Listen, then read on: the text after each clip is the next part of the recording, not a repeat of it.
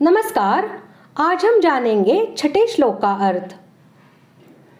भगवान के मुख से यह बात सुनकर कि अब तक मेरे बहुत से जन्म हो चुके हैं, यह जानने की इच्छा होती है कि आपका जन्म किस प्रकार होता है और आपके जन्म में तथा अन्य लोगों के जन्म में क्या भेद है। इसलिए इस बात को समझाने के लिए भगवान अपने जन्म का तत्व बतलाते हैं। श्लोक छठा। अजोपि सन्निव्ययात्मा भूतानामीश्वरोऽपि सन् प्रकृतिं स्वामधिष्ठाय संभवाम्यात्ममायया। श्लोक का अर्थ, मैं अजन्मा और अविनाशी स्वरूप होते हुए भी तथा समस्त प्राणियों का ईश्वर होते हुए भी अपने प्रकृति को अधीन करके अपनी योग माया से प्रकट होता हूँ।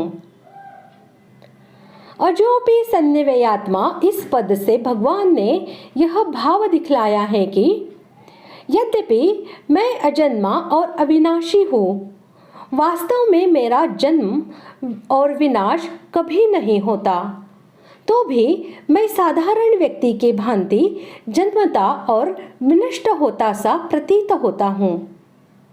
इसी तरह समस्त प्राणियों का ईश्वर होते हुए भी एक साधारण व्यक्ति सा प्रतीत होता हूँ।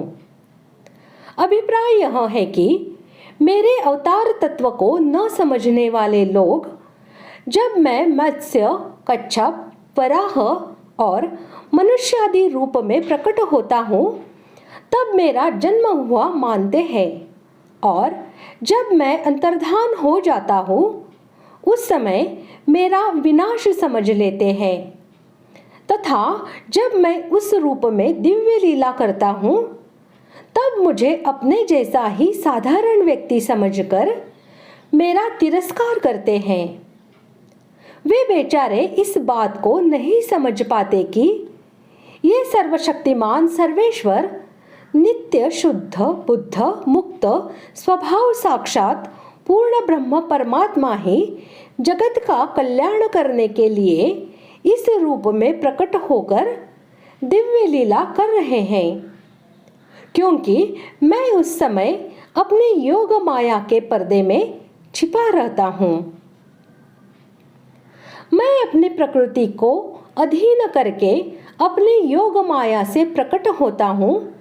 इससे भगवान ने साधारण जीवों से अपने जन्म की विलक्षणता दिखलाई है। अभिप्राय यह है कि जैसे जीव प्रकृति के वश में होकर अपने अपने कर्मानुसार अच्छी बुरी योनियों में जन्म धारण करते हैं और सुख दुख भोग करते हैं, उस प्रकार का मेरा जन्म नहीं है। मैं अपनी प्रकृति का अधिष्ठाता होकर स्वयं ही अपनी योग माया से समय समय पर दिव्य लीला करने के लिए यथावश्यक रूप धारण किया करता हूँ।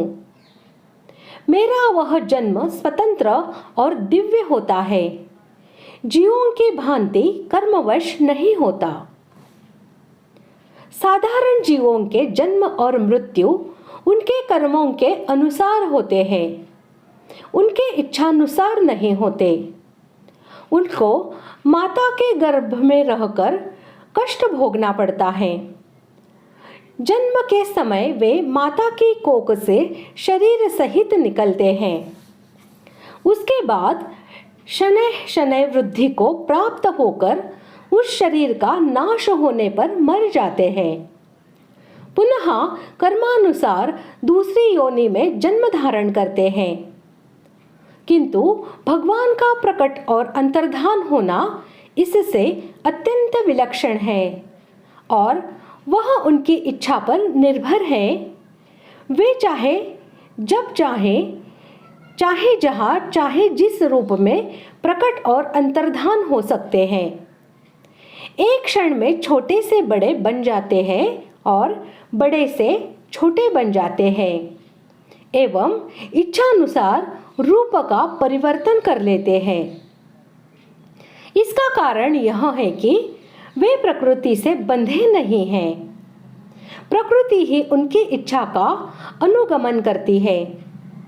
इसलिए जैसे 11वें अध्याय में अर्जुन की प्रार्थना पर भगवान ने पहले विश्वरूप धारण कर लिया, फिर उसे छिपाकर वे चतुर्भुज रूप से प्रकट हो गए, उसके बाद मनुष्य रूप हो गए। इसमें जैसे एक रूप से प्रकट होना और दूसरे रूप को छिपा लेना जन्मना मरना नहीं है, उसी प्रकार भगवान का किसी भी रूप में प्रकट होना और उसे छिपा लेना जन्मना मरना नहीं है, केवल लीला मात्र है। इस प्रकार आज हमने छठे श्लोक का अर्थ जान लिया है। अगले भाग में जानते हैं 7वें श्लोक का अर्थ। धन्यवाद।